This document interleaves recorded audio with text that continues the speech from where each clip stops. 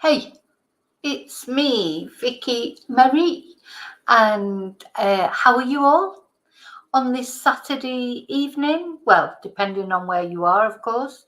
It could be good morning, it could be good afternoon, or it could be good evening, or it could be good night. But anyway, I hope wherever you are in the world, you're well and you've enjoyed your day, your evening, your afternoon. Um, and tonight we're going to talk about a few things. I thought we'd just catch up on a few things. There is no news really about Samantha Murphy, so that's a case we've been following. Again, no news as far as I know, and as far as I know, no news about Jennifer Soto, Madeline Soto's mum, or no charges yet for murder against her or the sinister Stefan Stern. So I haven't really got any news about that. But I thought there's always something to talk about.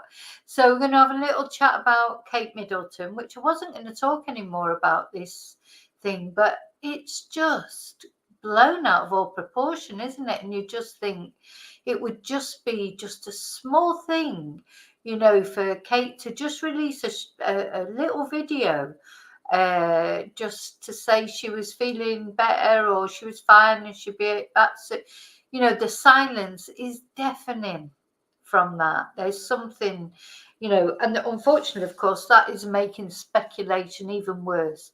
Speculation not only in the UK, all over the world. And this is the price of being in the royal family, I'm afraid. I do feel that really feel for Kate, and I honestly do, even though, I'm not a royalist. But having said that, Kate did, she voluntarily joined in the royal family. Now, she may be finding now she can't, it's not, things might be going wrong. But anyway, we're going to talk about that.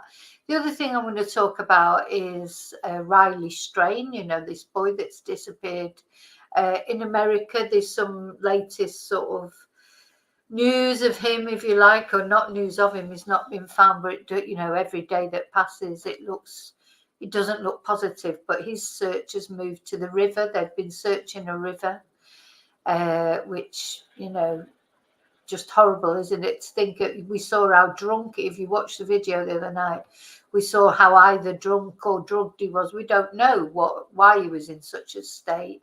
Very easy to fall into a river or to be attacked. He didn't look like he could really defend himself, or he was capable of defending himself if he was attacked. And the other thing we're going to talk about is some of you remember I've been following a case in Spain of a Colombian woman. Well, she's actually an American citizen who went missing in Madrid under very suspicious circumstances. So we're going to look at all those three things. But first of all, I'm going to say hello to everyone. Hi, Chumba. Chumba was first. Hi, Chumba. Hi, Maria. Yeah. Now we're gonna talk about this thing with the New Zealand PM, because Jacinda Ardern, who I have a lot of respect for, actually, I thought she was a very good prime minister. It was quite, during lots of things, not only COVID, but all sorts of things that were going on. She had the Christchurch massacre to deal with. There was a murder of a British citizen there. That's a case that I'm going to cover soon, like this the Tinder case of Grace Mullane. And I've got that, I'm halfway through sort of researching that. But there's a lot to that. She dealt with that very well. I've got a lot of respect for Jacinda Ardern. And, people saying that she's just recently married a long-term partner. She's got a baby and there's no way there's anything going on between her and William. But that's not what the Spanish news says. So, we do get different news in Spain. Hi, Selena. Hi, Maggie. Hi, Charlie. Hi, Heather. Yeah, I'm wearing... This is my stock necklace that I wear with black normally, to be honest. If I wear black, I normally wear this necklace. Yeah, press has got to zip it, Selena. And that Anyway, we're going to talk about that. Hi, I'll just say hello to everyone. Hi, Rio. Never complain, never explain. That's what they've been told to do. And I don't know if any of you have seen the picture of Camilla, the very sinister. I think Camilla's behind a lot of everything. I cannot bear that woman. But anyway, we'll talk about that. Hi, Tracy. Oh, Selena. She can't help her teeth. I always thought I thought she was a very good Prime Minister. You have never seen her video in red dress. An official video from. What's wrong with that video? Tell me. Hi, Ocean. Oh, is it raining there, Rio? It's not. Oh, it's been a beautiful day here. I hate to tell you. Are you in New Zealand, Selena? Are you actually in New Zealand? Anyway, let me tell you what I got up to today. Let me know what you got up to today in chat. But I've been in the sun, so it's a beautiful day. So I went, I've got like a roof terrace, but I haven't been up there for ages because obviously because of the winter. They say the winter we have had nice weather. I could have gone up there, but I thought, all right, I'm gonna, because the weather's supposedly nice this weekend. It's supposed to be nice for a few days. I'm going to get some sun and actually start to look like I live in Spain because, I don't go in the sun much. You don't when you've lived there. Anyone who lives in a hot country will tell you that when you've lived there a while, really, the sun loses a lot of its novelty. But it is quite nice after the winter. This is a nice time to go in the sun. So anyway, so I thought I'd go, but I had to, you have to get it all ready because it's been so long since we've been up there and used it. It was a right mess, from all sorts of things. So it took me 2 hours to clean it and, sort it out and that. And of course, the dogs go up there and everything. So the whole thing needed sorting. And by the time I'd finished doing that, I was absolutely exhausted. But I did get a bit of sun, and I got a bit of sun this afternoon.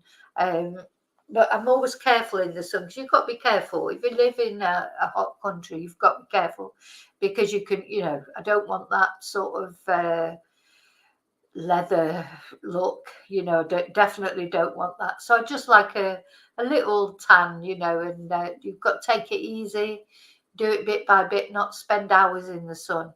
So I had a lovely day doing that, and then I had a nap, and that's why I'm on tonight because I don't think I'd be able to sleep now. 'Cause I had quite a long nap because I was tired from cleaning the roof and everything. So yeah, it's been a nice day. But I'm sorry it's raining. Oh yeah, Chumba's saying she didn't go out because the weather was horrible.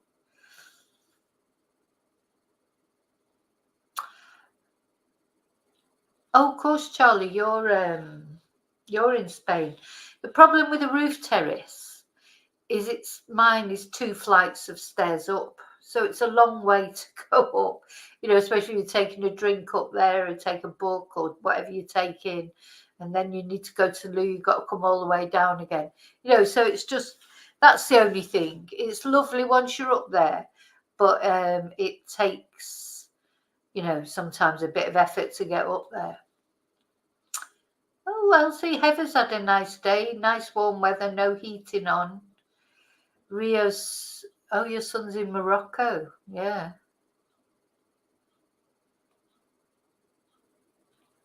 Oh, you've got an elevator, Charlie. I wish I had an elevator. Tracy's been doing housework. Oh, Selena, you're in the UK, but you're close to Windsor. Oh, right. I lived in Reading for 8 years. So have I said hello to everyone? I think I have. Ocean, I did say hello to Ocean, didn't I?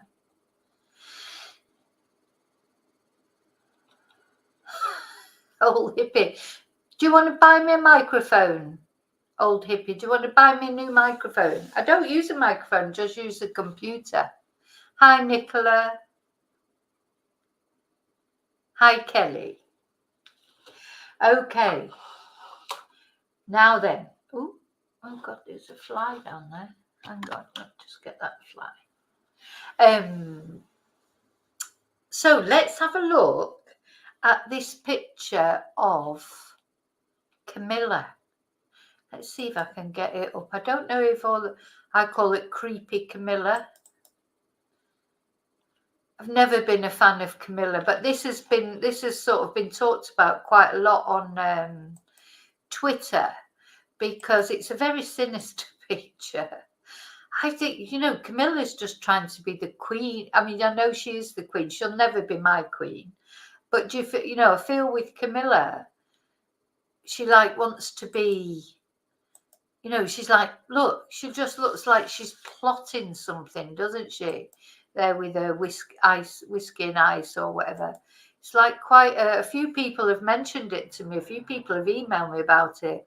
A lot of people have been talking about it on Twitter.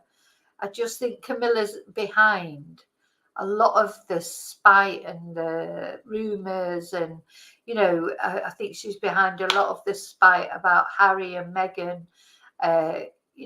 She just, I don't know, there's just something about Camilla. I mean, she finally got what she wanted. She wanted to be queen. She didn't care who she had to walk over to get to be queen, did she? And she's just not a nice person, in my opinion. Anyway, I'll never think of her as a nice person. And I think that picture just sort of just says it all for me, to be honest. So just looks like creepy. So that's what I've called it, creepy Camilla, when I saved it. Very, yeah. Because if the worst happens and Charlie boy, because he's got cancer, what will happen then? Will William become king, I suppose, won't he? And she'll be like the Queen Mother. Do you remember the Queen Mother? She'll be like, oh dear God, I just awful. I don't like her. And I do think she could be behind something going on. See, she might like Kate, but she wouldn't like Kate falling out with William, because for Camilla it's just like, it'll all be about William. She don't like Meghan, definitely not, and Meghan don't like her probably, but and Harry doesn't like her, does he? You get that impression. But anyway, besides their personalities, etc., yeah, I just don't like what she did to Diana, and she was two-faced with Diana. She's two-faced, but anyway. Now, yeah, exactly, Heather. It's the creepy queen stepmother, Rio. That's exactly it. To me, she'll never be the queen. She'll never, ever. There'll be no other queen for me, ever. So not even Kate, to be honest. So going back to, how do I take that out now? Now, so let's have a look at the picture that I've got as the thumbnail. Because that's another picture. This picture of Jacintha and William. Now, I know that this is supposed to be a Maori greeting, isn't it? Where they rub noses. Let's just share it. This is being talked about a lot in Spain at the moment, I can tell you. But not only her, the rumours in Spain. Now look at the way he's looking at her there. It's his eyes, the way he's looking at her, that to me make that look quite a passionate photo. He's just the way he's looking into her eyes is not. There's something there. Anyway, it's a rumor. It's a rumor in Spain. But not only her. There's rumors in Spain that he's having affairs with several people, or had affairs with several people, and that this is what they're saying in the Spanish rumor mill, if you like, that Kate has refused to do any public engagements with him because of something she's found out or something that's going on. And, you know, I've always thought since the Queen's funeral, you know, they don't look comfortable together. They don't, you don't see, not like Harry and Meghan, whatever you think of them, whether you like her, you don't like her, but when you see them together, like at the Queen's funeral, for example, or when they were walking and greeting the crowds and everything and looking at the flowers, it was a world of difference between Kate and William and Meghan and Harry. Meghan and Harry always look very easy in each other's company. They look like a couple. But I think Kate and William, you know, they just, even my son, and honestly, my son is a royalist. I don't know where he got it from, because he certainly didn't get it from me. But he is a royalist. He loves the royal family. He thinks the royal family is great. I don't know why, but he does. And even he said, oh my God, you know, the body language between them. And he never makes comments like that. He's not, you know, he's a young lad. He's not interested in that sort of thing, really. But even he noticed it, the frosty atmosphere between them. I wonder if I can find a little video of it, because it's interesting.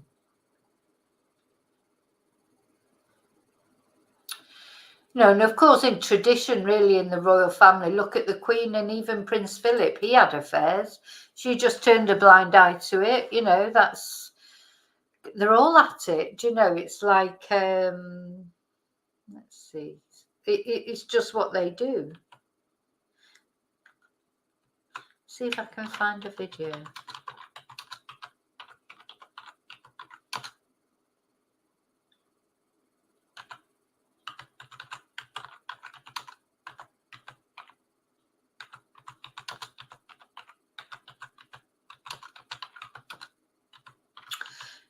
But yeah, I've noticed it a few times, but it was very noticeable on that day, just because of the difference.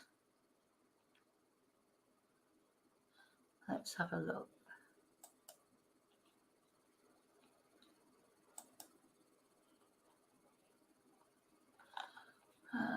No, it's not coming up.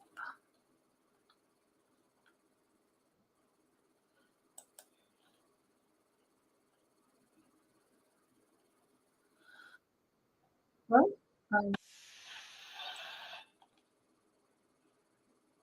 no, they see the ones that are coming up when I tap it in, they're from like the palace. Oh, this might be better. Right, I'm going to share this. Let's have a look at it.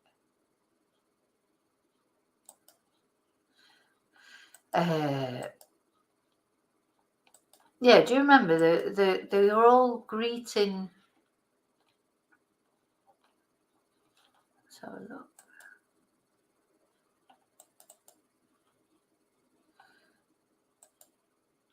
Why is it taking ages to come up?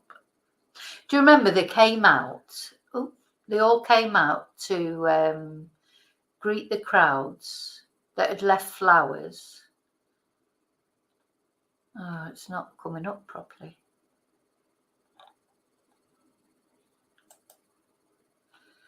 I thought it was a YouTube video.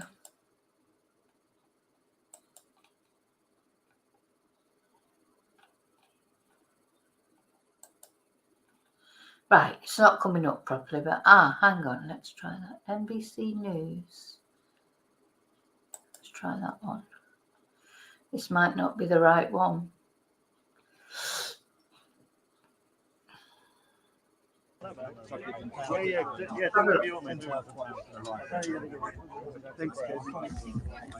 Yeah, all good, all good. I don't think this is the right one, but let's see if I can.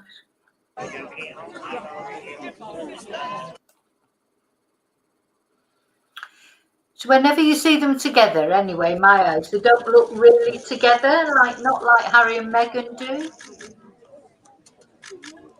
Let's have a look what we think.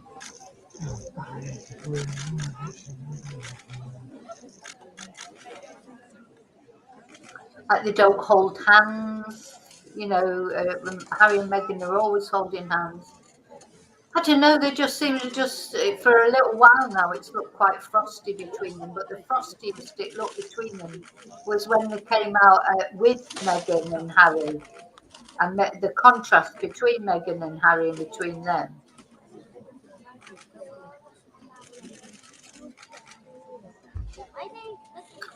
I don't know. That's it's not a very good example. That I should have looked something earlier. But anyway, let me know what you think. Do you think they look like a happy couple?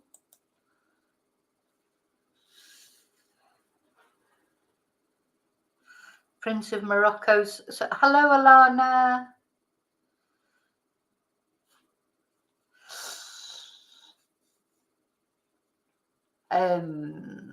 Video of the Prince of Morocco's wedding.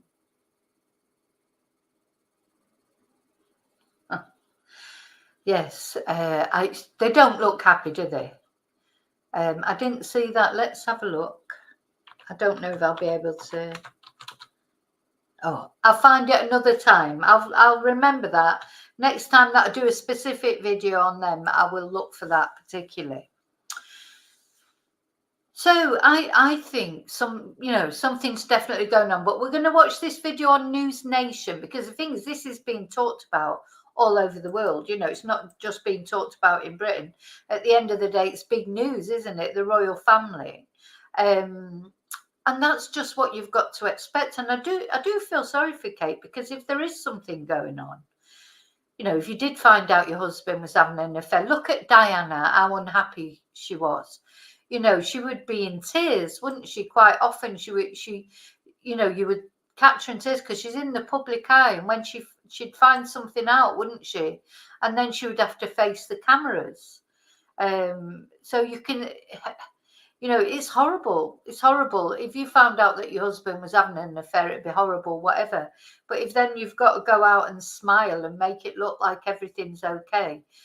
And I know that she's had this operation and she's probably been ill, but you're not telling me that she couldn't do, just to quieten down the speculation, a brief video, even if it was just sitting at home. Look, I want to put everyone's mind at rest. I'm fine. Everything's fine. That's what the Queen would have done. That's what the Queen would have done. That's what, either you want to be in the royal family or you don't. If you don't want the publicity, don't be in the royal family. It's like she did have a choice. Now, she probably hasn't got much of a choice now. I don't know what would happen if they divorced. I mean, it'd be a catastrophe, really, wouldn't it? For the institution of the royal family, it'd be an absolute catastrophe. Because what's missing now, of course, is the Queen, the proper Queen. Because she was like this stable influence, wasn't she? Well, even though, Charles and Diana got divorced, and, Diana died, although the Queen was quite unpopular then, because she didn't deal with it very well, did she? She had to really sort of regroup then. I think everybody underestimated how popular Diana was. And to be honest, Kate, I know she's popular with some people, but she's not as popular as Diana was. And then, but what kept people, kept the royal family still relevant, if you like, through all those things, all the divorces, Andrew and Fergie and everything, was the Queen, because the Queen was the stable, thing in the background. Whatever happened, people respected the Queen, even people like me who don't respect the royal family in general. So, now the Queen's gone, it feels, and of course, Charles, he's ill as well. He's got cancer. So are we going to end up with Camilla? Can't possibly shore up people don't like her enough. Most people do not like Camilla, or a lot of people do not like Camilla. She's not as popular as the proper Queen, and she never will be. And because people remember Diana, it's not that long ago that people can't remember what happened to Diana. I know a lot of young people maybe don't remember Diana, but then they're not going to like Camilla either, are they? So, who is propping up the royal family at the moment, popularity wise? So I actually saw apparently for the very first time ever, when a survey was done, there was more percentage of people wanted to get rid of the royal family than wanted to keep them. It wasn't much over 50%. It was like 53% or something like that. But for the first time ever that's happened, that when a poll was made of British people, more people wanted to get rid of them than keep them. So that's telling, isn't it? So I don't know if William can change this. You know, if him and Kate split up, you know, what's going to happen there? I mean, they both look bloody thoroughly miserable at the moment. You know, he looks miserable and he's not ill. Family for decades. Paul Burrell spent 20 years working with the royals as a butler to Queen Elizabeth and as a butler to Princess Diana. He had a very, very close relationship with Diana and her two little boys. So they're interviewing Paul Burrell. Now, we know Paul Burrell, don't we? He was very close. Oh, look at that picture. Look at that lovely picture of Diana. There's something, you know, when you look at a picture of Diana, you know, there's just something about Diana, isn't there? And look at Harry there, bless. Paul Burrell was her butler, wasn't he? And they were very close. And of course, you may know he was on I'm a Celebrity, Get Me Out of Here, and he was hilarious, wasn't he, when he had to put his hand in that tree. But anyway, they're going to interview him about it. So he'll know the way the royal family works as well as anyone. Boys, Prince Harry and Prince William. And of course, William is Kate's husband. Paul Burrell joins me now in this exclusive interview live from Cheshire, England. Thank you so much for being on the program, Paul. I guess the first question I have is, what do you make of all of this controversy online? The fact that Kate hasn't been seen in several months, and then that this photo that's phony was released as if it was some kind of proof she was okay. Okay, Ashley, this is a very complicated issue. Kate is the most popular face in the world right now, and that's why she had 41 million hits. Fires are ablaze in the House of Windsor, and they're trying to dampen the crisis. But I think this crisis is fueled by the media. It's a complicated situation since the king admitted to having cancer in order to help other people going through the same crisis. He lit a fire inadvertently, which then spread into the Wales household and towards Kate.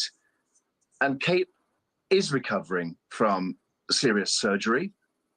She is not buried underneath the patio or underneath the blossoming tree in the garden. She is currently actually in Norfolk.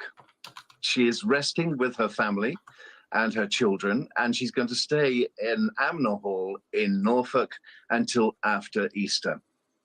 I see where all this is going. I do see that. So he says she's in Norfolk, resting up with her family. She's going to stay in Norfolk until after Easter. So the palace is still saying, aren't they, that she's going to be out and about again after Easter. This invasive interest in Kate and William is growing throughout the world. But you know, William is fiercely protective of his family, of his wife and his children. And that's why you're not getting many answers, because he doesn't see why he should answer to the world's press. Oh, come on. He doesn't see why he should answer to the world's press. He doesn't have to answer to them. No, he doesn't have to answer to them. But when they're he's going to be the king. Does he want to be the king, or doesn't he? Does he want to be the king, or does he want to be Joe Bloggs, who doesn't have to answer to anybody? You know, the king, of course, if you want to be the king, you do have to answer to, not to the press exactly, but to the people, because the people support his position. Joe, this is where I think he's missing Diana. Because he could have done perhaps with Diana's advice a little bit, because, you know, she started off sort of being really hurt by it all, didn't she? And then in the end, she did learn how to, in a way, manipulate the media. You know, she at the end of the day, the media will always be interested in you if you're part of the royal family. That's just the way it is. Like, it's not a surprise, is it? It's not. It just is. It's like if you get famous, you know, if you want to be famous singer, there are bad things that come with it too, and you have to learn to deal with it. You can't just say, oh, you know, I'm not having that. Oh yeah, I want you to buy my records and everything, but oh no, I don't want you to know anything about my life, or to, you know, you've got to manage it. He knows that anyway. I feel like I'm, you know, I don't know how to manage it because I've not. He should know. He's been brought up in that life. You know, he'll have been given advice on how to manage everything. There's something deeper here. I don't care what they say. It's not to do with that he doesn't want to say anything. There's something deeper going on. 100% there's something deeper going on. Look what happened to Princess Diana. So he's trying to keep a lid on everything, but by keeping a lid on everything, he is causing speculation, even more speculation. But don't you think that Kate has a right to privacy regarding her medical condition, and she doesn't want to follow the king's suit? No, that's fair enough. She doesn't have to give all her details of her ins and outs of her medical condition. All she has to do is reassure people that she's all right, because I'm telling you what, I'm sort of worrying about her. And I'm thinking, what if she wasn't all right? What if she wasn't all right? And the palace, you know, they're just like, sort of, it's almost like spooky, you know, you feel like she's going to hold her hand up like that and it's going to have help written across it. You know, is she okay? Because we know what happened to Diana, and a lot of it was the palace itself. Camilla, honestly, God, I swear Camilla's like this bloody pantomime villain in my eyes. And if Camilla would do anything to prop up, you know, the system and everything, that like she has done for years.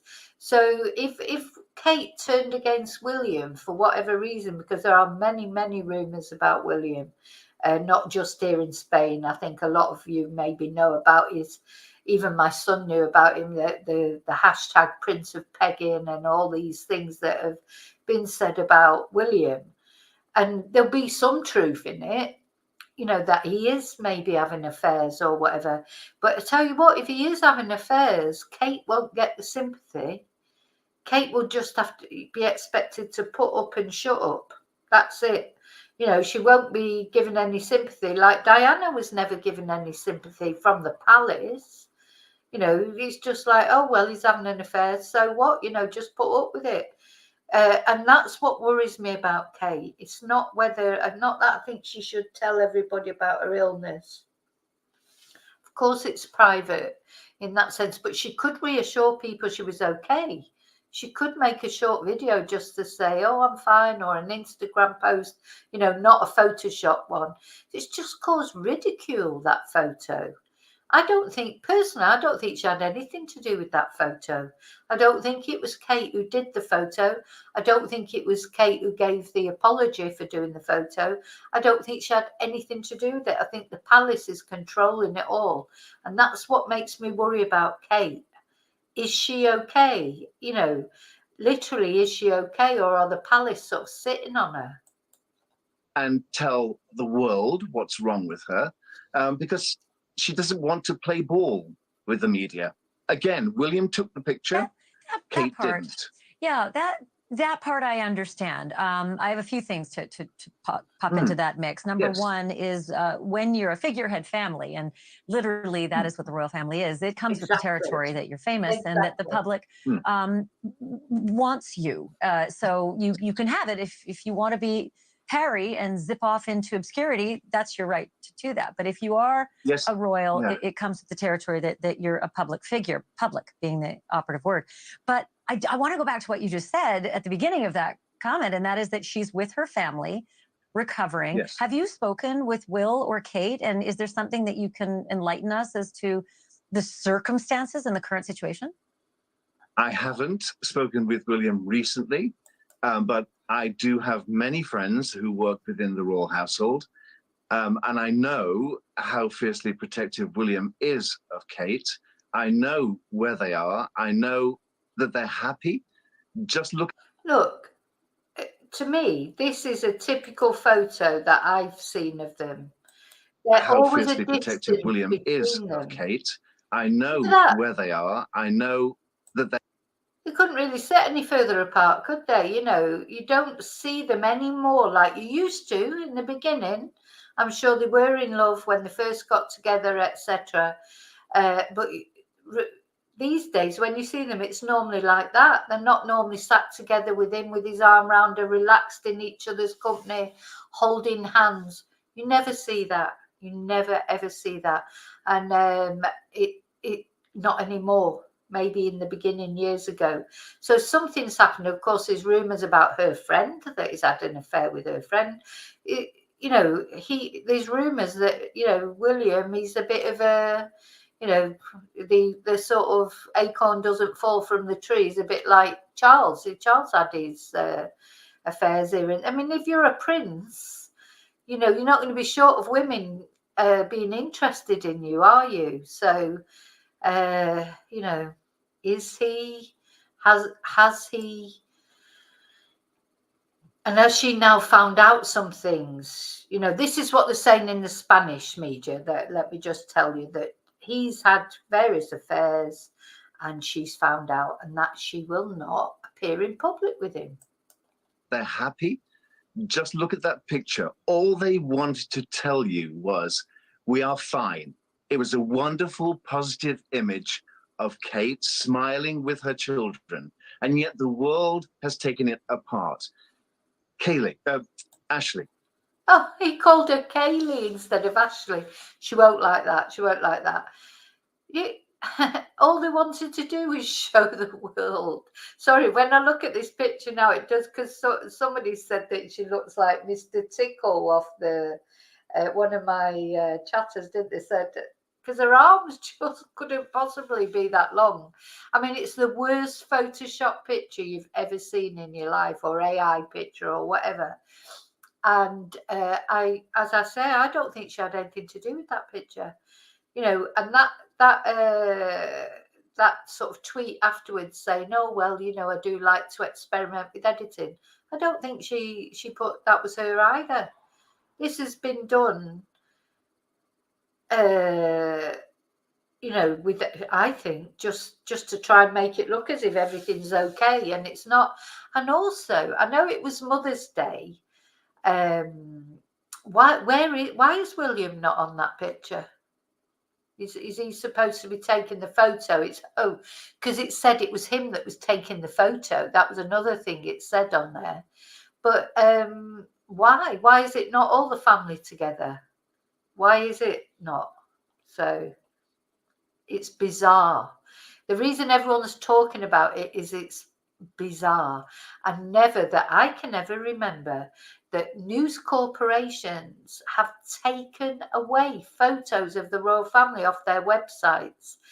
They're gagging for photos of the royal family normally, aren't they? They're just gagging for them. One photo be everywhere, and they were taking it off everything. That has never happened before, so he can say what he likes. But this is not normal, and people are talking about it because it isn't normal. Just think about this. The reason why it's been taken apart is because Kate is one of the most famous women in the world, and everybody wants to know what's wrong with her. And the second reason is the media in the United Kingdom are slightly more vicious, I would think, than the media in America. And because the media in England are finding that Kate and William are not playing ball with them, for instance, this family picture would have been in the past taken by a press pack. They would have come in, they would have taken the picture. That picture would then be their copyright. That picture would then be distributed around the world and sold on different platforms and gaining lots of money for other people. William and Kate have taken that away from the media.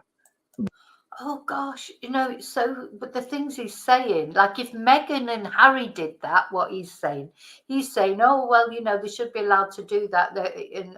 But, you know, at the end of the day, that, again, it's part of being the royal family. You allow the press to take that one official photo, and then, you know, they're happy, they've got their photo, they've got a job to do. They get, you know, that is their business, selling newspapers or getting people to click or whatever. That is what they do. That is what they do. And, you know, you have to give them like at least one photo. The reason they couldn't give the media a photo is because I personally think, because she just didn't want to give a photo with him, because things aren't rosy like they're trying to. I mean, when you look at that picture now, honest to God, it is laughable, isn't it? All those false smiles. You know, they're probably from genuine photos. They're from genuine photos originally, and then all just sort of put together. It's just ridiculous. And then you think, why would they go to those lengths? So you've got to question why they would go to those lengths. Why not just take the normal picture that they normally do, or even just say, oh, sorry, I'm not doing a picture because I'm not feeling very well or something. Not make one up. By releasing their picture, their copyright, they now have control over that. And our media don't like that. Thank you for watching. Go to newsnationnow.com to find News Nation on your television provider. And don't forget to... Anyway, I thought that was an interesting interview to hear Paul Bull. Obviously, he's on the road, you know. I would have thought he would be. I mean, he's going to be on William's side, I suppose, because,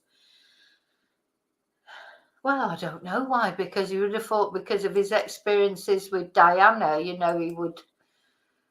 He doesn't see. The thing is, he's on William's side. He's not on Kate's side.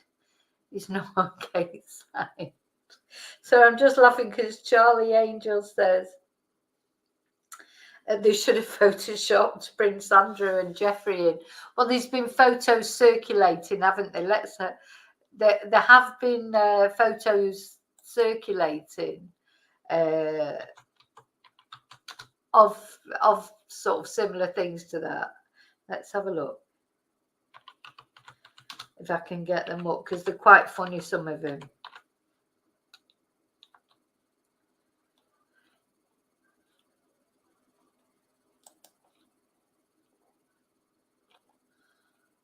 You see, the problem is now that every photo that appears now, people are going to think is a fake. It's like, you know, they've sort of set off a precedent, if you like, for people to examine every photo. So now they're looking even back at photos from ages ago. You know, they're looking back at photos from ages ago and saying, are they fake? Is that fake? You know, it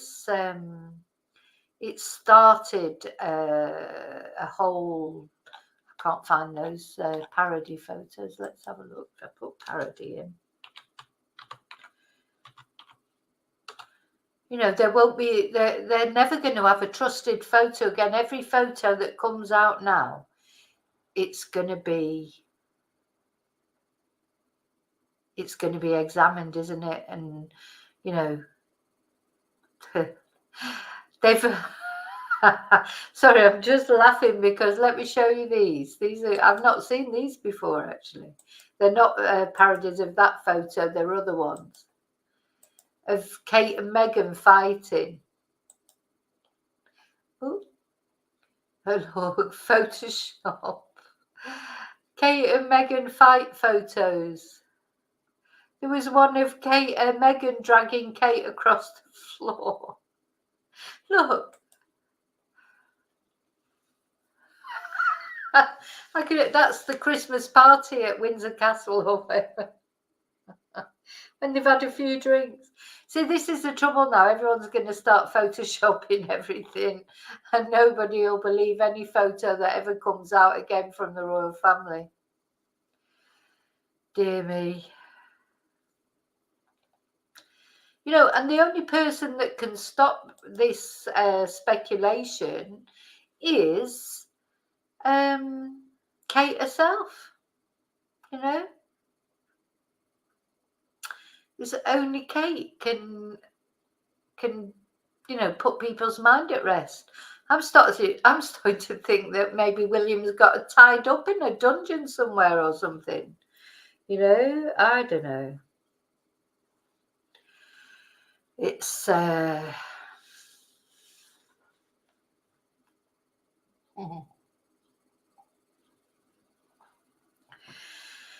you've got to be a little bit transparent, otherwise people will make things up. That's, you know,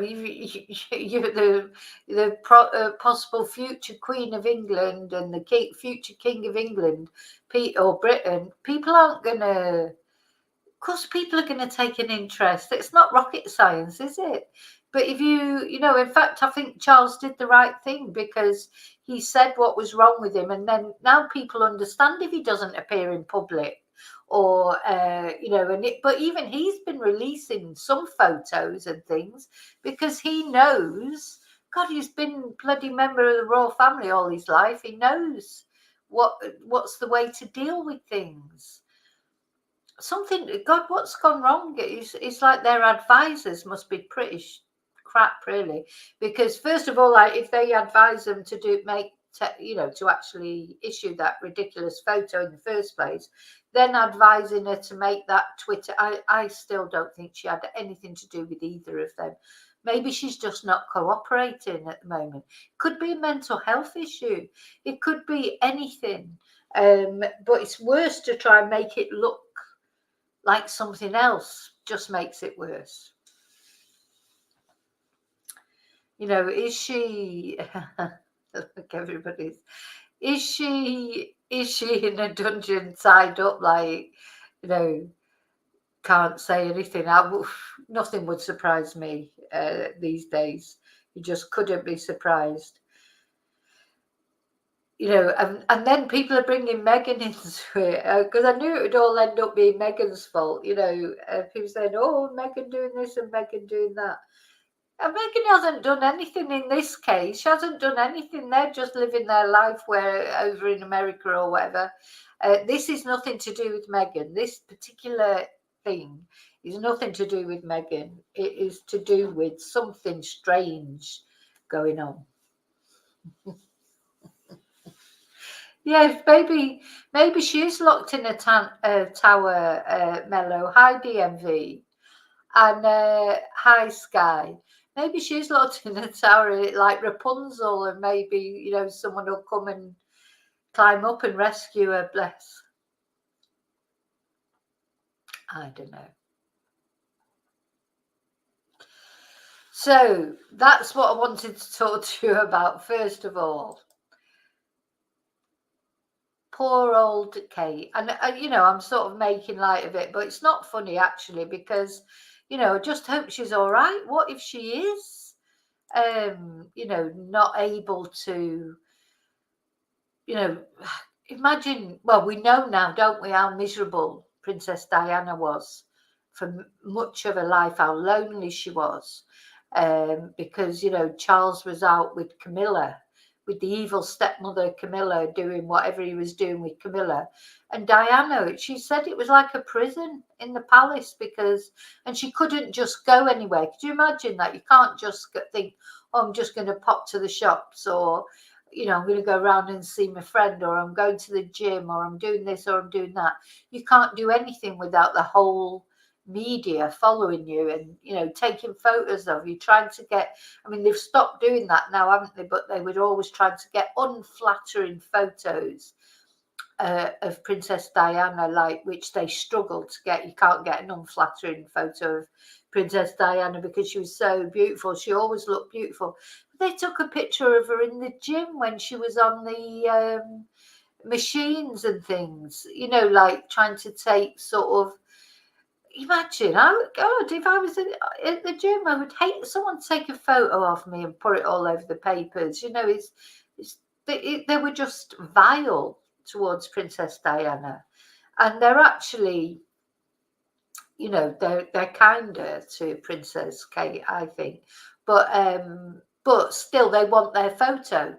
They want their photo because that's their job. That's what they do. Of course they want their photo.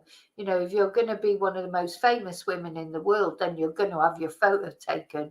So the best thing you can do is arrange it get them to, rather than them trying to grab a photo of you like they have been doing, because they're starved of photos.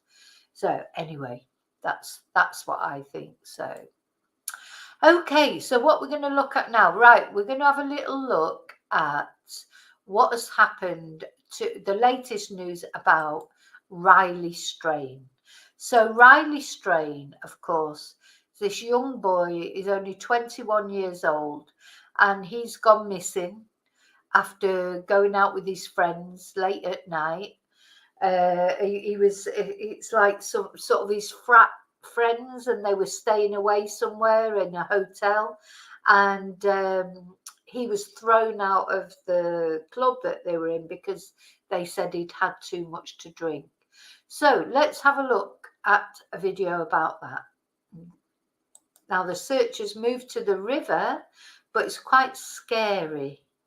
I think, I just feel for his family so much, because you don't feel like this is going to have a good resolution, do you?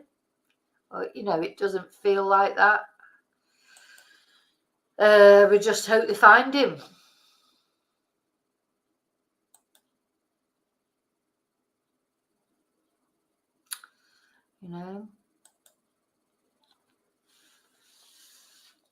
Crews raced to part of the Cumberland north of downtown today. Nashville Fire and the Office of Emergency Management put a boat in the water along the Metro Center Green. Don't know about you, but my heart sinks when I see a river now after the Nicola Bulley case and other cases that we've looked at about rivers. Just hate rivers now, to be honest. Ruin rivers, they don't even look pretty to me anymore. Right. And Metro Police flew their helicopter. Now, in the end, the search was very short-lived. It turned up nothing more than debris in the water. 1 week since he vanished, Riley Strain remains missing. The Missouri college student went missing after security at Luke Bryan's bar on Broadway escorted him out last Friday night. The state is investigating whether the bar overserved him. But the bar said today their records show he was served just 1 drink and 2 waters. News 2's Sarah Smith shares the latest on the search efforts tonight. 7 days, almost to the minute, Riley leaves the bar alone and seemingly disappears.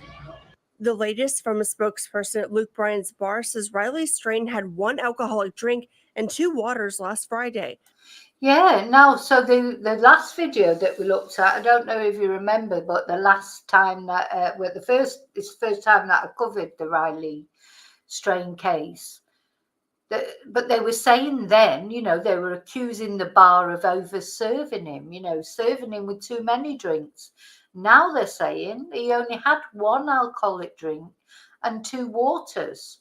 So he either drank a lot before he got to this particular bar, or he'd taken something, maybe another substance, because we'll see in a minute from the video. And if you saw it the other night, he is totally blotto one way or another. So now the club is saying, no, he had 2 waters and 1 alcoholic drink. When a security guard asked him to leave, a friend walks him to the door, but didn't leave with him. Family wonders why.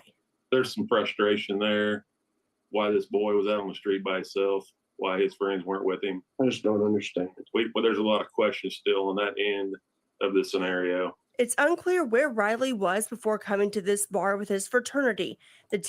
Now, there he was running down the road. Now, he's a very tall lad. He's well over 6 foot, and he's quite slim. So Tennessee Alcoholic Beverage Commission is looking into if he was overserved. Look, the family tells us TABC did contact them this morning. You can see him here near Church Street. He looks like Peter Crouch, doesn't he? He's very tall and slim. About 10 minutes after he left Luke Bryan's. There's people walking through there in the same time frame. There's people on scooters within a 5-minute range before and after Riley went missing. There's a considerable amount of activity on that street, and enough. His last known location, though, near the Cumberland River off First Avenue North and Gay Street. Now, there's a lot of homeless people around this area, and quite a lot of them reported seeing him. I thought this was sad. If you see this guy here, when I start the video again, pulling all his belongings along on it. Oh, do you know, homelessness, it just breaks my heart that these people just walk in the streets with no home. It's awful. Metro PD not suspecting foul play in this look, case. you can see Emergency that management he's using totally sonar to blocked her. search the river. We're still concentrating on the final bridge that he never came out from under. Anything that happened up to that point, we'll deal with when we. So apparently, he's walking along by the side of the river. So, you know, God, it's chilling, really, isn't it? It's like, it doesn't look very good. So anyway, they've got CCTV of him walking along the river and going under bridges and coming out on the other side. But then there's a bridge that he comes to, he walks under the bridge and he doesn't come out on the other side. So something's happened. It seems likely that he's fallen into the river, but they haven't found him. They have looked, but I mean, you know, as we know, that can take a long time. When we can. The previous, you know, anything before there is great, but it doesn't solve where he went. Right now, the family is focusing on the river and the homeless encampments for answers. In Nashville, Sarah Smith, News. The river, it's a big river, isn't it? It looks like quite a big, wide river. Too. And while law enforcement searches Nashville, Riley's family friends home in Missouri are doing what they can, too. They have spent the last week sifting through thousands of online tips. Chris Dingman has been active in a Facebook group with more than 19,000 people, all sharing information about Riley. He says he's received countless messages, tips, and theories about Riley. He looks into every single one of them, then shares what he's learned with the Strain family each night. The family's focus right now remains on the river. Dingman says they have received several tips out of a homeless encampment in the area. We have had a very, very good experience with them. We have had a couple more leads that has popped up via them. We are really appreciating that because at this moment, that is literally the last evidence we have of Riley. Now, Chris has asked ride shares to search through their dash cam video from Friday night. He asked anyone who has seen surveillance videos with Riley to please come forward with anything they remember. And we're continuing to follow this story as it develops. You can find the latest updates on our website at WKRN.com. Coverage is on the homepage. Yeah, so, yeah. Doesn't look too good, does it, for Riley? I think it looks like he probably has fallen in the river. Definitely something's, you know, God, I hate to say it, but it does feel like it's definitely, it's not going to have a positive outcome, because if he could, obviously he would have contacted his family or whatever. So something's happened. The river's got to be the most likely place that Riley will be. The only other thing that might have happened, I suppose, if he'd been robbed, but it's been quite a lot. I think it's been a week now, isn't it? So, you know, it's not a good thought that it could be lying somewhere. He would have, you know, even if he'd been unconscious, he would have woken up by now. So it's a very sad thing, but I just hope. Well, they will. Eventually, they will find him and find out what happened to him. But it does look quite possible that he fell in the river, because he was falling all over the place. Why was he walking by the side of the bloody river, for God's sake? Well, it's a wonder he didn't get run over. I mean, you saw him walking along the road and everything. He looked like he might get run over. And then he decided to go down by the river. And, oh, my God, just the thought you could see it'd be quite easy for him to fall in. So, you know, it's horrible. It's awful, awful. Anyway, so that's just a brief update about Riley. We don't really know any more about him. Now, what I want to talk about now, this is another case that I've been following. I don't know if you remember about Anna Knezevich. Anna Knezevich is this lady who's gone missing in Madrid. So this is very close to home for me, if you like, because although she is not Spanish, she's an American citizen of Colombian origin. which of course Colombian, she will be a Spanish speaker, she'll speak Spanish, and she's coming out of a divorce. We're gonna read a Spanish newspaper, but in English. It is in English. She was coming out of a divorce. She'd been married for, I think it's 12 years. They're very wealthy. Her and her husband, very wealthy. Her husband is Serbian. That's where her surname comes from. David, he's called, or David. David Knezevich. And they have a company which it's like deals with technology, etc. And it seems to be very successful. You know, they're very well off. But anyway, they're divorced. They're separated. Now, initially, his lawyer, this is Anna. This is Anna. She's 40 years old, believe it or not. She looks so young. But this is Anna. They were supposedly having a very friendly divorce. According to her husband, he's contracted a lawyer, a criminal defense lawyer, funnily enough. Not quite sure why he's contracted a criminal defense lawyer in America. He's living in Serbia, apparently. He's got a home in America. He says he's got no connection to Spain whatsoever or Madrid, so he knows nothing about what's happened to Anna. This lawyer has been speaking for him.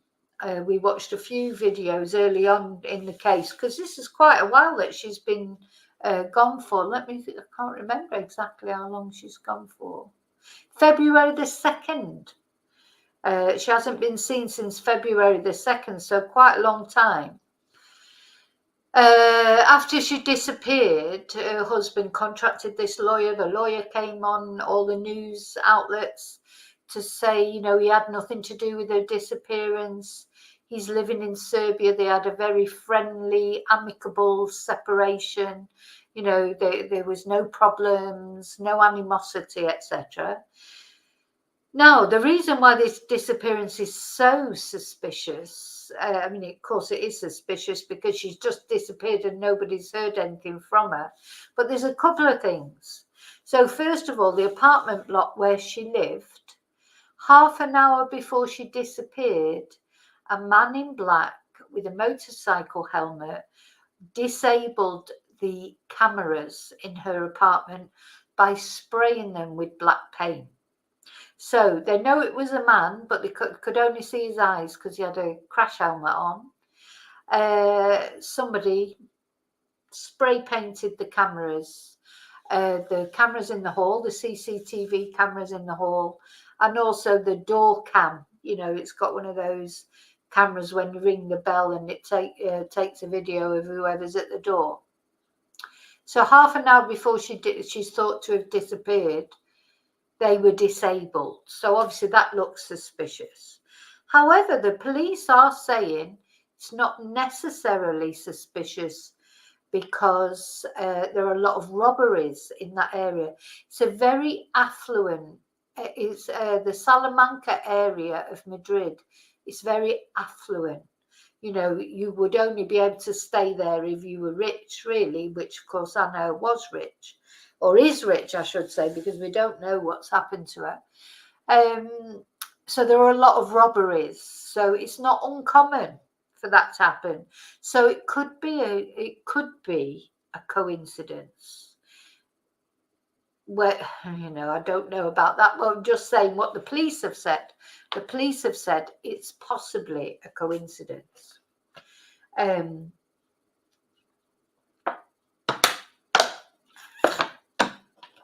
Now, Anna was a girl or a woman who kept in touch with her friends every day, told them what she was doing. She was having her nails done. She was going to salsa class.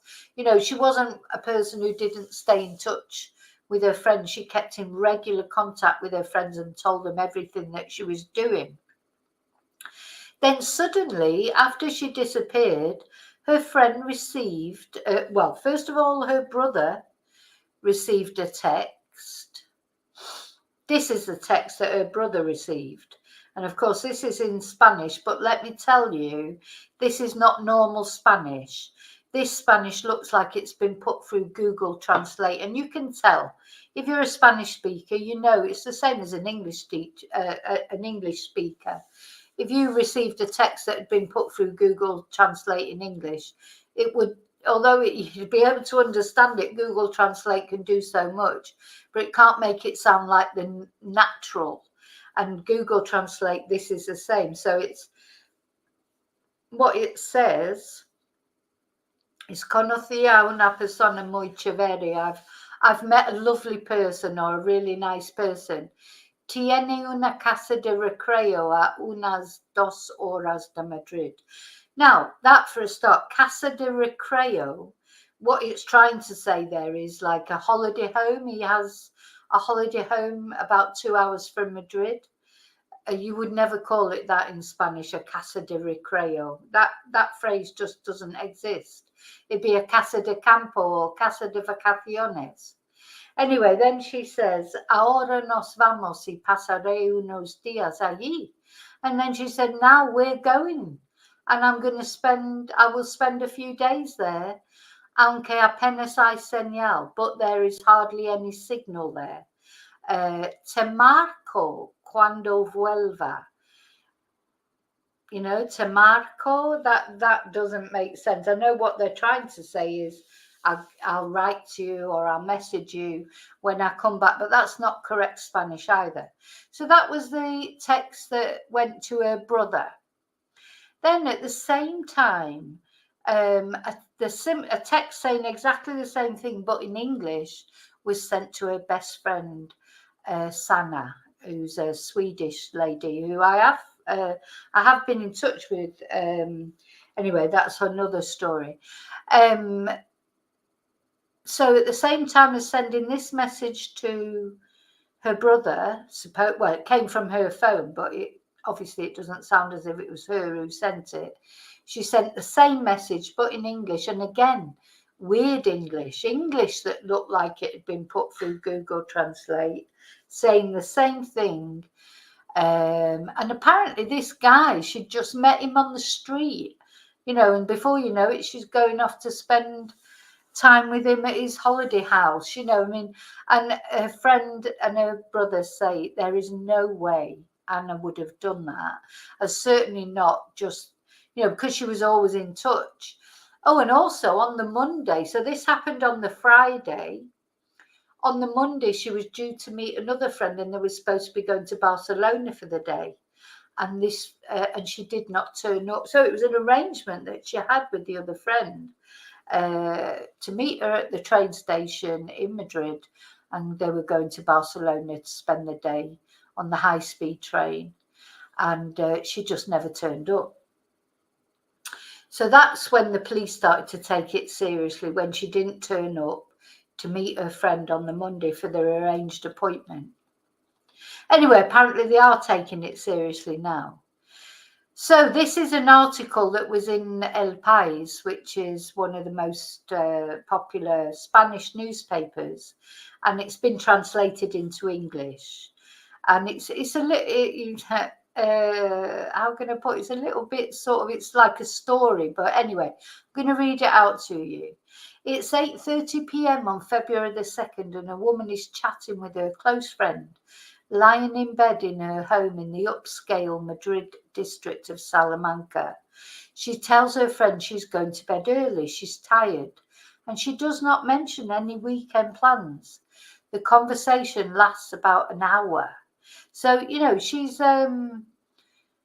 chats a lot with her friends. You know, she's not somebody who doesn't keep in touch with her friends. So a day later, 2 people receive a message from her cell phone, but nobody believes that she wrote them.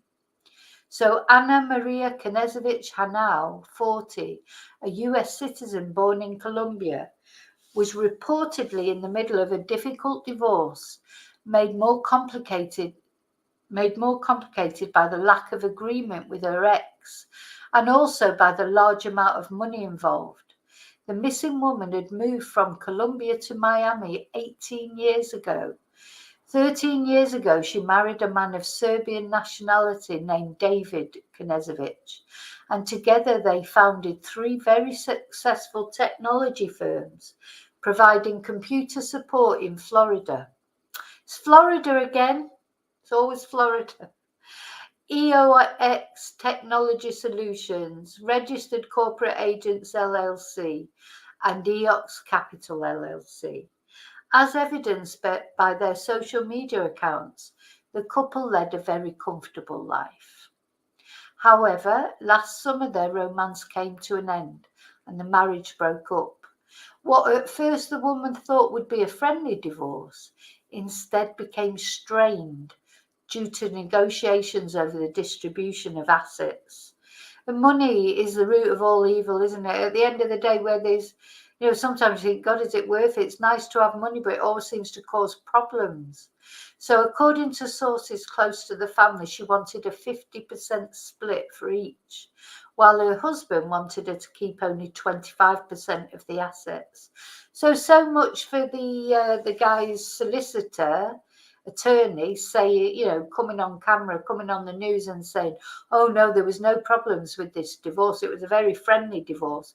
Now it turns out it wasn't such a friendly divorce as it was thought to be at the time. Also, it came to light some messages that Anna had sent to her friends about her husband, saying that he'd been aggressive towards her. Now, I'm not saying her husband has done anything. I don't know what happened to Anna. I'm just telling you that it seemed, conflicting, that 1 minute the lawyer's saying, oh, there's no problems between them. Then this comes out, and then some texts were revealed from Anna's friends, texts that she'd sent saying that she had problems with her husband. So, according to these same sources, this situation increasingly undermined her health. She was prescribed antidepressants and she lived in a constant state of anxiety. So, hoping to change airs. See, that is because this is Spanish translated into English. So, we'd say hoping for a change of scenery. She crossed the Atlantic and settled down in Madrid, where she had visited before as a tourist, and she had some friends. In late November, she moved into an apartment on Francisco Silvela Street. And according to her family, her mood and condition improved significantly. She was financially well off, and she had mentioned that with what she had already made, she could spend the rest of her life without working. On the day she went missing, she'd gone to see a house to settle permanently in Madrid. So the place she was in on this, what's it called? Francisco Silvela Street. It was like a temporary accommodation. I don't know if it was like maybe an Airbnb or something like that, but an elite one, because she had to be out by March. So she was looking for a long-term rent. And she'd been to see this house. The lease on her rental was running out in March, and she needed a place to stay long term. That night, in the telephone conversation from bed, she told her friend that she did not like the property she had visited and she was going to keep searching. Well, that's not actually true, because we listened to that conversation. I thought she said, I'm hoping it will be mine. Anyway, they also talked about the plans they had for a trip they would take to Barcelona the following week. So that's the friend she was supposed to meet at the station on Monday. So they were supposed to be going to the Catalan capital on February the 5th to attend a talk by a psychiatrist that Anna Maria liked, and they would take the opportunity to spend a few days of leisure. That's not true either. Oh, do you know the mainstream media? Because I thought she was just going for the day. Wasn't she only going for the day? Anyway, At around 9:30 p.m, the conversation ended. That is true.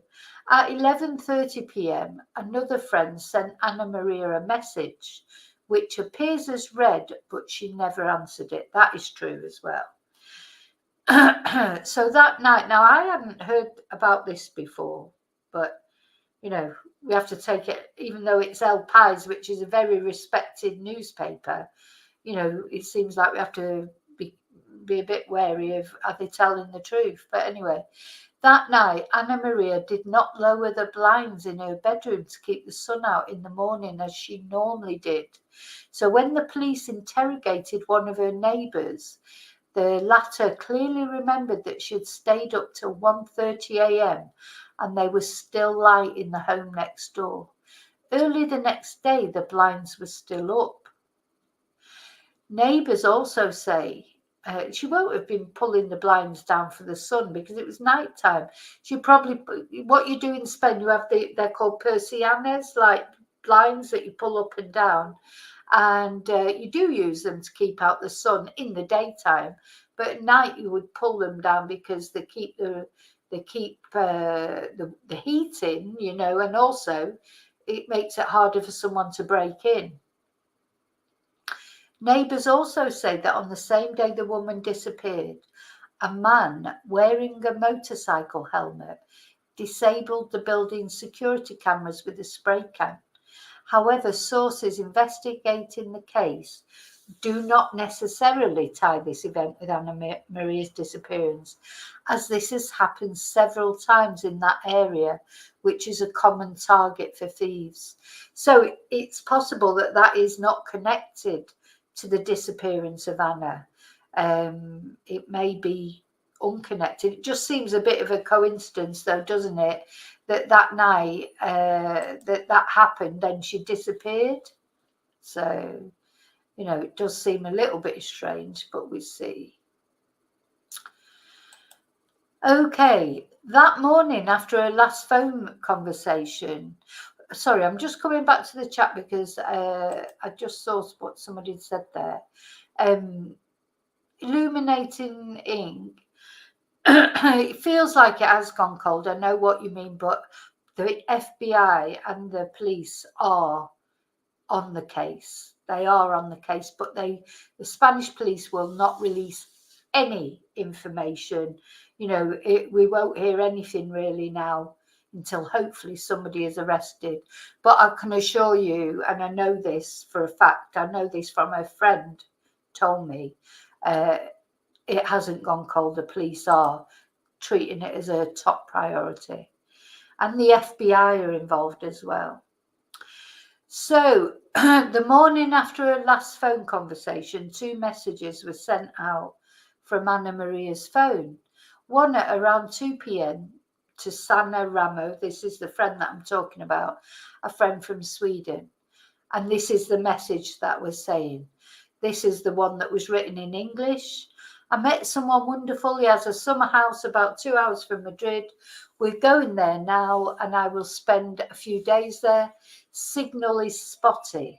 Well, who says that in English about a phone signal? Signal is spotty. Anyway, I'll call you when I get back. And the message went on to say that both of them felt an amazing connection like I never had before. So, you know, Sanna is her friend and she says there's no way she wrote that message. So Sanna was tremendously surprised by that story. She wanted to be with her people, with her friends, to be calm. She was not looking for a relationship, confirmed family sources. 2 hours later, her close friend from Madrid, who had been calling her all morning, received the same message, this time in Spanish. It looked suspiciously like automatic translation. Another thing that caught her attention was that there were periods and commas, she must mean full stops, and commas in the text when Anna Maria never bothered with them. Because sometimes when we're texting, we don't bother with punctuation, do we? I never do, not with text. Anyway, there were no signs of a break-in. On Sunday, February the 4th, Anna Maria's phone no longer gave a signal, so it had been turned off, and her friend from Madrid notified the police, who obtained a warrant to access the house. The firefighters entered through the window and found the apartment empty and without any noticeable disorder. A few personal items were missing. Given that there was no trace of her, her friend filed a police report. Throughout the weekend, this woman was in touch with Anna Maria's relatives, who also reside in Miami. Her brother, Juan, contacted her husband, David, twice. At first, he didn't respond. So he didn't even respond when he was first contacted. When they finally managed to talk, David assured him that he had no idea what could have happened to his wife. The second time, when the family asked him for financial support to travel to Spain or to get legal advice, he replied that this was no longer his concern, say sources close to the family. And during this time, David hired the services of a criminal lawyer from Miami, Ken Padovich, who assured the AP agency that his client had nothing to do with his wife's disappearance, that he had been in Serbia since before she disappeared, and he would collaborate fully with the investigation. He also said that the reason he has not yet come to Spain or participated in any way in the search is because he does not speak Spanish and would not be useful there. Because Sanna, Anna's friend, she also asked him, because she went from Sweden to Madrid, and she asked David to go as well, and he wouldn't go. I think he won't go to Spain because he thinks he might get arrested. No, I'm not saying he did it. I'm just saying he's worried, perhaps. Might be for the innocent of reasons. You know, that if he sets foot in Spain, he might get arrested as a suspect or something. I think that's why he won't go. Anyway, the family has filed another missing person complaint in the United States. They're all being legally advised by SOS Desaparecidos, a missing persons volunteer organization that has provided them with psychological support and legal advice. And its president, Joaquin Amils, says that the Spanish police are working closely with the FBI on the investigation. Meanwhile, her two brothers, her mother, and her close friends are still hopeful they'll find Anna Maria alive and dance with her again. The cumbia that she likes so much, that must be a South American dance. So that's the story of Anna so far. Where is Anna? Where is she? Please God that she's safe. I think the best case scenario with Anna is that maybe she has been kidnapped and she is still alive somewhere, you know, maybe in a holiday, you know, if she met someone, and I don't know. I mean, you just have to hope for the best, but you can't help but fear the worst. But something else I wanted to tell you about this case, and you know, I am following it all the time, and as soon as I have any news that I can actually share with you, I will share it with you. But something else that I just found disgusting, for expats in Spain, as you know, I live in Spain, and there's a newspaper here called the Olive Press.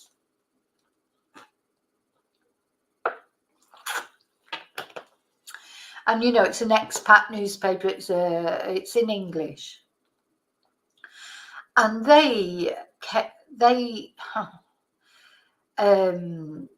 well, let me show you the story that they released. So they released the story with headlines: biological remains found in Anna Knezevich's flat. Let me see. Now, the thing about the Olive Press is they're like the Sun. They're the worst kind of newspaper. They're always putting out things that are salacious and, you know, sort of for a headline. And the thing is, it's all behind a paywall as well. So when you go, there it is.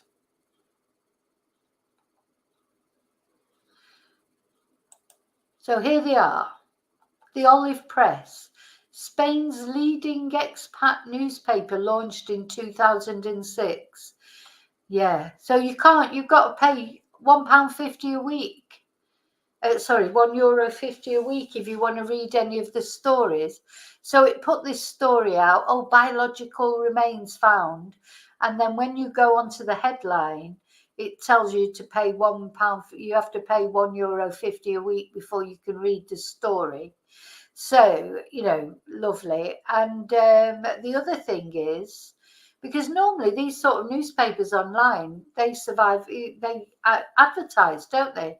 That's where they get their revenue from. There's probably loads of adverts on there as well.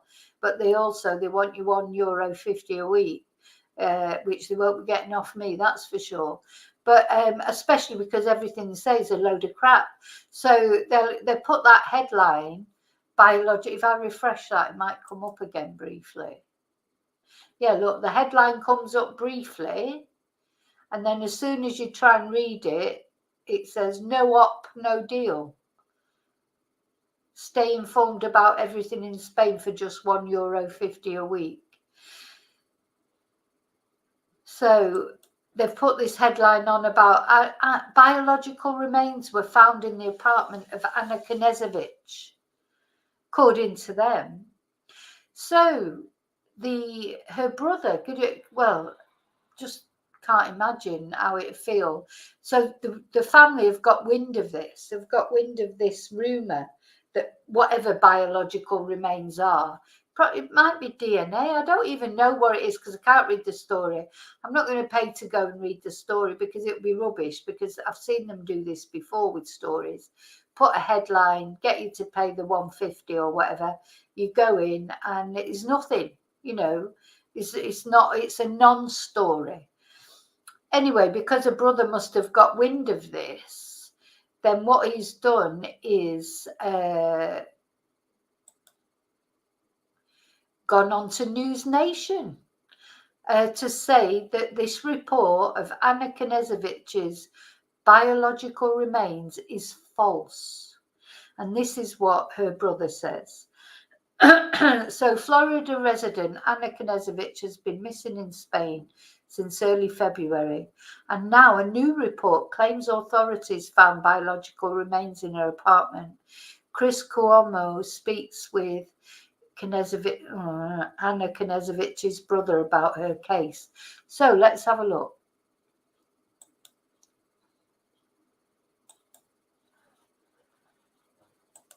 Weird messages. Now, this Chris Cuomo on News Nation, he's been covering this quite a lot. Most of the information that I've shown, like on my videos, has been from. They don't seem like they were written by her or someone who speaks Spanish, which she certainly does. We've been staying on this case. Now, there was a report that says something very startling, that authorities found biological remains in Anna's apartment. Obviously, it can't be her body, otherwise the mystery would be over. So what does it mean? And is the family satisfied that there is effort being made, that there's hope? Anna's brother, Felipe Henao, joins us now. Felipe, sorry about my voice, but very good to be with you. How is the family doing on this new report of biological remains, and what does that mean to you? So thank you for having me, Chris. It's been the toughest time that we've had in our lives. We just want to know the truth. That's ultimately what we want. We want to know the truth. We want to know where my sister is. And I just want to tell anybody, if anybody has any information, any tips, even if they think it's stupid, to please reach out to the FBI in Miramar or the Spanish authorities. How about this report? I asked the FBI authorities if it's true, and they told me it isn't.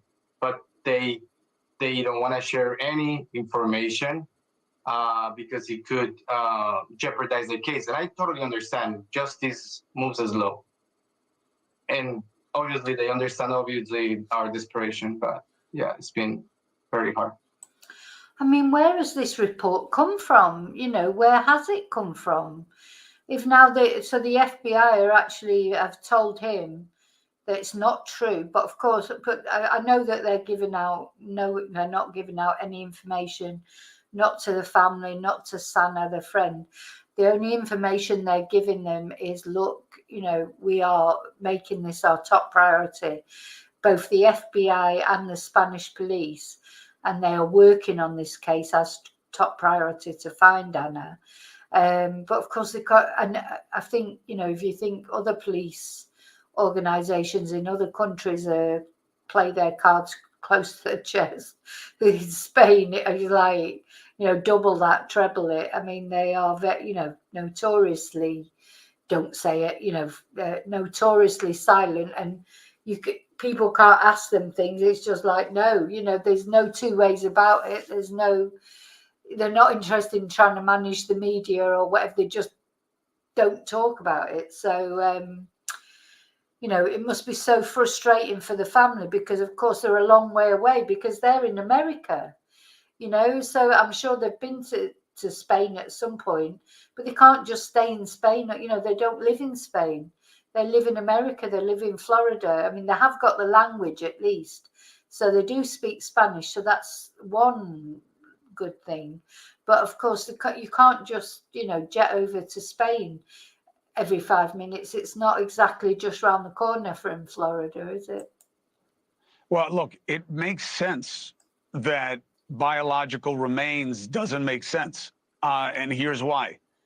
Because the last thing we know is that there was reports of her being seen alone outside the apartment at like 10:30 at night. So if something really bad had happened and she was abducted from the apartment, then why was she seen alone late at night? It doesn't make sense.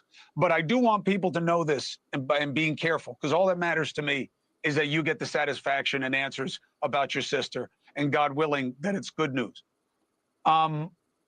The authorities are in contact with you now. You're not still lost and trying to get information and no one will talk to you. There has been progress, yes? No. As a matter of fact, we hired a lawyer in Spain, and because we want to know more information about the case. And then he went to the jury, to the court where the case is. And now the case is in the gender violence court. So they're not treating the case as a volunteer disappearance. Now they're taking it as a forced disappearance. And I know they're working on it every day. Good. I know, and yeah, and a while, I mean, I'm not saying that's why this has happened, but I did say to Sana that they should go to because gender violence at the moment in Spain is a hot topic. It's like there's a big sort of intent to cut down on gender violence, because Spain has had a bad reputation for gender violence, and there's a real effort at the moment to try and change that, to improve things. So there's a special department that deals with it. So I was really interested, because I said to Sana right in the beginning, you could try, and because if they start treating it, they'll treat it more seriously. If they're thinking of it, if they look on it in that way, there's a special department you can go to. So I say, I'm not saying that's how it's happened because I said it, but it's ended up in the gender violence courts, and they will take it more seriously for that reason. Because now, as he says, they're not treating it because in the beginning they were treating it like a voluntary disappearance. They had no evidence. The judge said that they had no evidence that she had gone off, that she had been taken. She could well have gone off her own accord. But now, finally, as he said, they're treating it now as a case of sort of violence, gender violence, and that she has not gone off voluntarily. Whatever has happened to her, it wasn't a voluntary action by her. So that's a good thing, because then the police, they up their game then, because it's such a hot topic at the moment in Spain. Yeah. Felipe, last thing. Do you believe that the authorities are treating this as a case where she may still be alive and they have to find her? I don't know. You gotta hit reality, and it's been 40 days. That's a bit of a tactless question, isn't it? What's it? I mean, I know what he means. Obviously, we're all thinking that. are they treating it as a case where they're looking for somebody who's dead?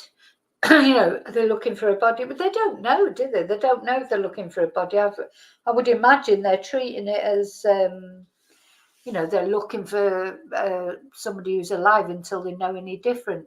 But of course, we don't know what they did find in the apartment. Like that report that is being said is false, said about finding biological remains. That'll be the translation that's lost there.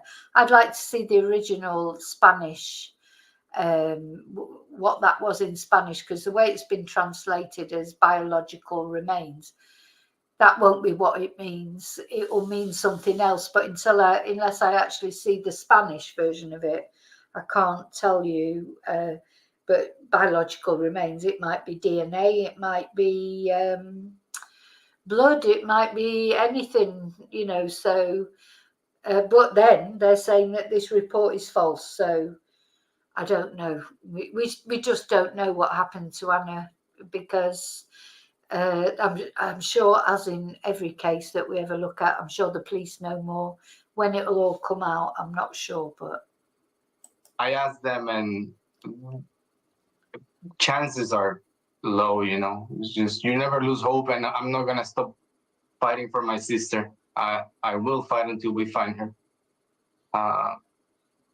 That's all. And we're here to help. We're here to help, Felipe. We're always a call away. We will stay on the story. Any development, even if it's something that, you know, you don't believe, you don't accept, whatever it is, we're here until the end. I promise you.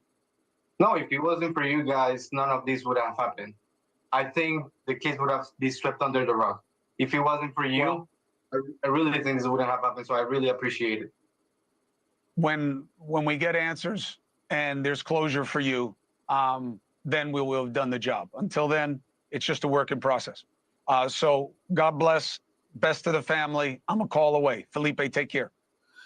Thank you so much. yeah, he has taken this case on. You know, they have taken this case on because, you know, it was them that, I think it must have been them talking about that led me to first know about it. So yeah.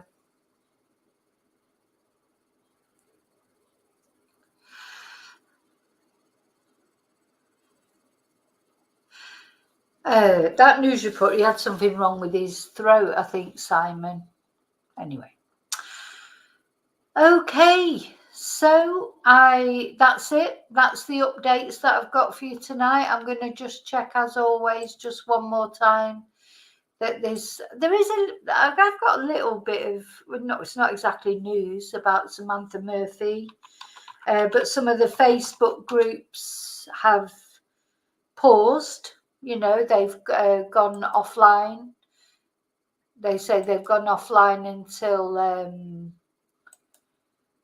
the court case starts. That's about it, really. And then the searches are still going on, as far as I know. The ground crew, they're still going to be searching. But yeah, no news about that they're any further on to finding her, or no more news about Patrick Stevenson. It's all silent, isn't it? It's all silent. And it may remain silent now, unless he actually comes out and says where she is. It'll probably stay silent now until the court case, which is not till August. So, you know, that must be torture for Samantha's family. Though Samantha's family might know a bit more. I mean, I presume the police have been talking to them. They may have told him a bit more than that they come out, you know, that they come out with to us. You know, they may have told the family more. So it's possible, isn't it?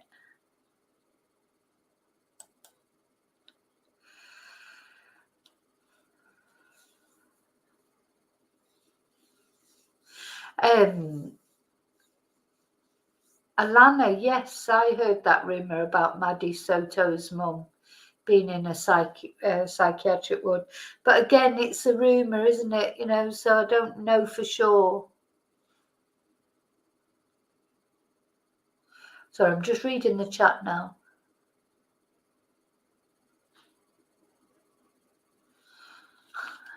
Masonic K9.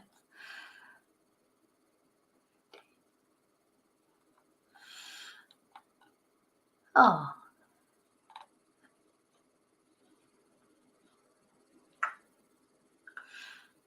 Night, Selena. She's probably already gone, but night anyway. Okay, so yeah, a lot of you talking about various illnesses and things like that. I want to say hello to people who are watching at home as well, because there's quite a few people watching. There's people in the chat, but also there's people watching at home. So hi, and thank you for watching. Now, please don't forget to put your fingerprint on the like button. And if you're not already subscribed, maybe you'll think about subscribing. To keep up to date. All these cases I'll be looking at as soon as any information comes up. You know, I like to try. I'm sort of trying to do a couple of one live in the morning, one live in the evening. Oh, and tomorrow is St. Patrick's Day, so tomorrow we're going to leave true crime behind completely, and we're going to have a party for St. Patrick's Day. And yeah, don't forget to send me any Irish photos, anything Irish. So obviously St. Patrick's Day is Irish, and we're going to have a little party, and we're going to have a quiz. We're going to have an Irish quiz, and just look at the things that people have sent in. We're going to have a bit of fun. I'm going to have a Guinness, hopefully, if I can find some Guinness. I'm struggling to find any at the moment anywhere. And yeah, that's what we're going to do tomorrow. We're going to have a little party. Oh, Rio's got her Guinness ready already. My dog, yeah, my dog Riley. He's not here. He's over asleep on the sofa at the moment, but I'm sure he'll be here tomorrow on the chair or whatever, or one of the dogs will be.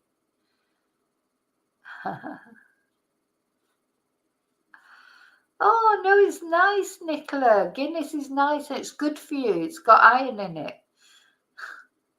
They used to give it to pregnant women. They used to give pregnant women Guinness because it had iron in it.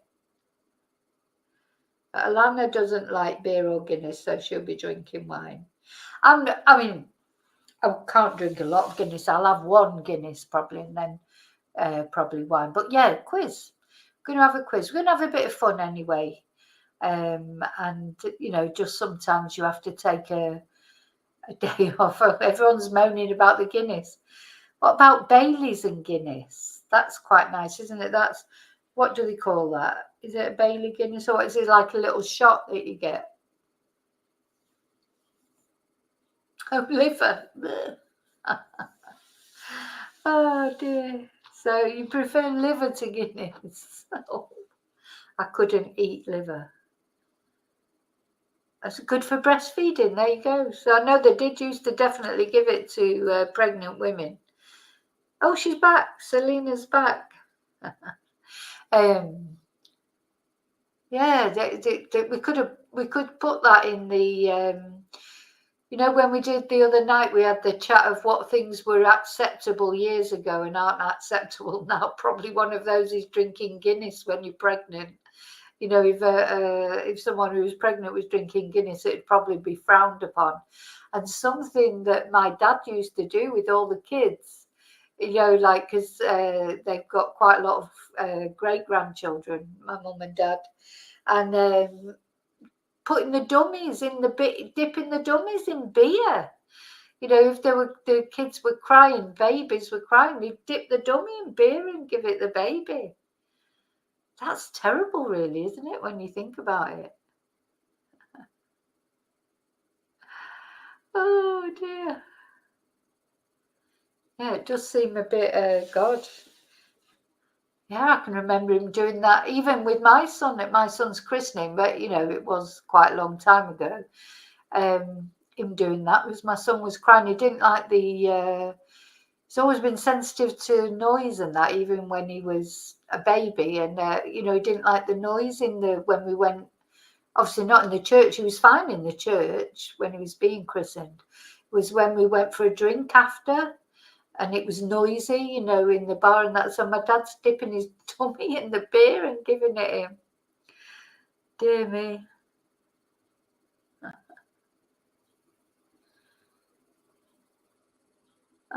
Oh, Alana.